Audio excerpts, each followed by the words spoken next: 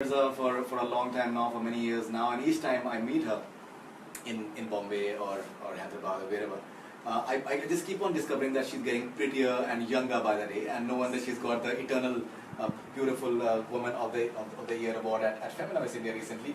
So dear, a huge pleasure to have you back first of all on board. Thank you. ये क्या राज है? First of all, आप Facebook Live पे you want to say something to your fans? Hi They're watching you guys. live right now. I'm really happy to be here, and I'm very happy to be talking to Faridoon, who is an old friend. Of course, he didn't say that in his introduction, but he's somebody I've admired for long, and I think he's one of the most wonderful people to talk to, and I'm really looking forward to this conversation. Fantastic. So first of all, this entire Benjamin Button. Benjamin Button. That's a No, I don't think so. So ये क्या राज है? Dear, आप आज बता ही दीजिए. Honestly, I think it's a huge compliment. Thank you so much. लेकिन मैं हमेशा ये कहती हूँ कि एक तो DNA का कुछ तो मतलब हिस्सेदारी होगी इसमें. I've just been blessed with wonderful parents who've given me great DNA. But also क्योंकि मैंने शायद शुरुआत इतनी कम उम्र में की थी. I came into the public eye at such a young age that people imagine I'm very old. I'm not. Old is not even in the picture actually. We are not even talking about that. Yeah, no, but I think the association with beauty is a lot to do with age. A lot of people tend to think that younger is beautiful, and while the 20s have their charm and their innocence and their fragility, because I think an individual is discovering themselves at that age, there is a unique individuality that permeates in the 30s. No, absolutely. Which reflects, I think, in the way we conduct ourselves and the way we are and the way we think. And I think that then has something to do even with the way we look. No, absolutely. In fact, I don't know if you remember what I had tweeted to you with regards to one of your ads, which is the red sari, no? Yeah. I think you look incredibly sensuous in that. Let me be honest. I'm glad that Sahil has just left. And I told you that we would want to see you doing movies, and I'm really glad that you're acting once again in Saran Mumbai, that too like an international project, and that too an Iranian film.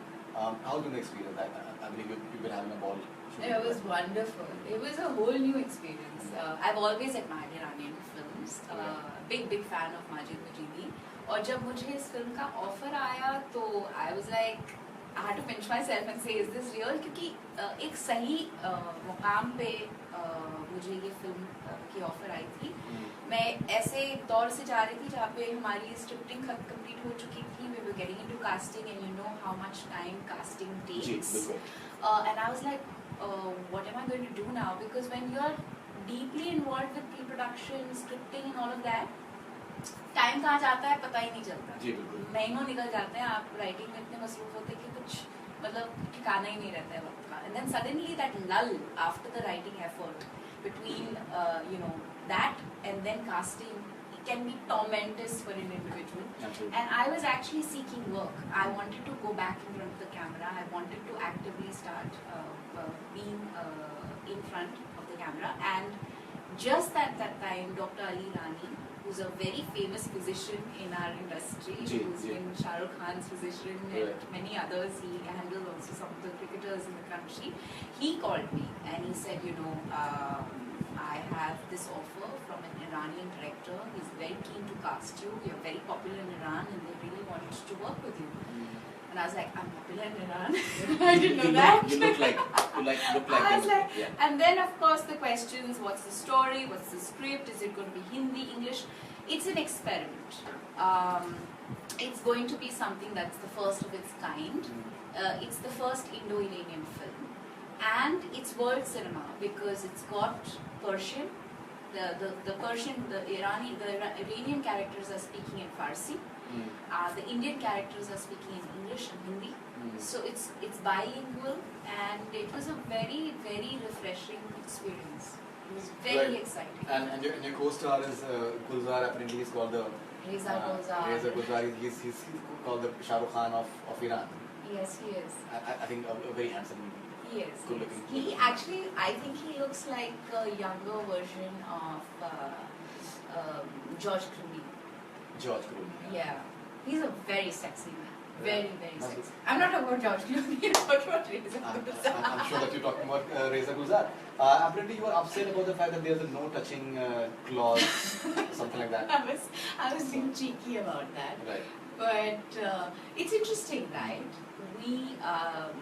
We take on our censorship so often. It's something that we've really, really had raging debates about in India. And censorship, I realized after I started working on the Iranian film, is so relative. You know, because in Iran, which is an Islamic country, the censorship laws there are totally different from ours. They're clearly very, very stringent, very strict about many things. Absolutely. And interestingly... And yet they're very progressive. Correct.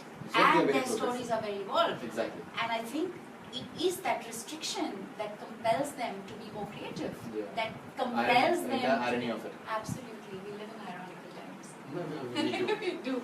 We do. So I'm like, ये तो हमारा censorship तो बल्ले बल्ले है compared to हम लोग रोते हैं ना कि का पूरा रोल कट कर दिया जंगल बुक से ये क्या बात हुई, you know, and then you think about that, I mean that censorship, and you think I can't even touch my main co-actor and I'm in a romantic film, and we take these physical gestures very, we don't think about it as Indian actors, you know. It's not a big deal for us to hold hands, to touch, to hug, to show a physical demonstration of love. It's a very natural thing for us. But there you can't do it. And I was like, याद रखो छू नहीं सकते बताइए. That's like बहुत ज़्यादा, in fact बहुत जुल्म है. बहुत जुल्म. और वो तो इतने खूबसूरत आदमी के साथ. Exactly. वही मैं सोच रहा हूँ. बेइंतहा नाइंसाफी. Okay. Now, yeah, you know, one of the reasons why I think a lot of people have started respecting you hugely has been the entire stand on the water conservation in Mumbai, and you've been getting your share of big bats as well. In fact, you have tweeted that the irony of the times we live in, farmers commit suicide due to drought and people waste water to play holy. Go ahead, call me anti-Hindu. You've been trolled like heavily on that. Now, how do you look at it now? Let me start off with a clarification. And it's really unfortunate that I have to clarify, but I should. You know, when I look back at that tweet, I wish I hadn't said go ahead, call me anti-Hindu, because I think what it did was it diluted the impact of what it is that I was trying to say, and it just became like a controversy, which it shouldn't have been. Right. Having said that, maybe it garnered an attention, but that was not the intention at all. The reason why I said go ahead, call me anti-Hindu was because many times in the past, and for even this is a recent phenomenon, you know, as actors, we've been speaking up for saving paper, conserving water, going cracker-free during Diwali. What are we talking about? We're talking about the quality of our air, our water. We're talking about the earth that is connected to our lives, and we're saying that, listen, culturally, perhaps it's time for us to change the way we've done many things because it's impacting our environment. And never has it so happened, other than in the recent past, that I've been attacked for being anti-Hindu. Right. And at torrents of tweets during Diwali for a campaign that I was running. I'm a conservationist, I'm a nature lover. So when I set these campaigns up, I don't imagine that people are going to say, you're being anti-culture and you're being anti-Hindu and anti-religion when you're saying don't burst crackers during Diwali because you're concerned about the quality of the air. Now, the reason why I said go ahead, call me anti-Hindu was because I had been attacked before. I had been called anti-Hindu before. So I was lashing out. It was a reaction. What I have understood now is that none of my comments can be reactive. They shouldn't be. I have to be wiser than that because the battle that I am fighting, that we are fighting as human beings is far greater than these petty things, you know. And if we have to really make a difference, we have to rise above these petty things that people keep swinging at us time and time again. Now, does it bother you because we've been seeing that quite often that if anyone says something and if it is not which is conducive to the general what is perceived as popular viewpoint, then a person is being trolled and abused and I don't know, when you were facing that entire thing, I had in fact it's very disturbing, the kind of thing things we could So relate. yeah, in fact, I It's noticed. very personal. I mean, I've been in the past. This time, though, everybody started No, I believing in noticed Sikh, that but in the people, past, I've people been were saying calling you jihadi, Mirza, and everything. Now, just for everything is conservating. moved to Pakistan. Everything is your So fair, jihadi. seriously. Or never in the past of my public life has my surname become such a big Issue. not issue. Yes. Like it's never defined my identity. That's true. It has never defined my identity. Nobody has introduced me to a group of people saying, meet Dia Mirza, she's Muslim.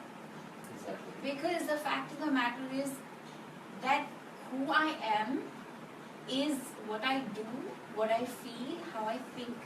That's not defined by my surname. Absolutely. And it shouldn't be for anyone. It never was. Yeah. You were espousing causes earlier as well. Absolutely. These things were never raised in the past.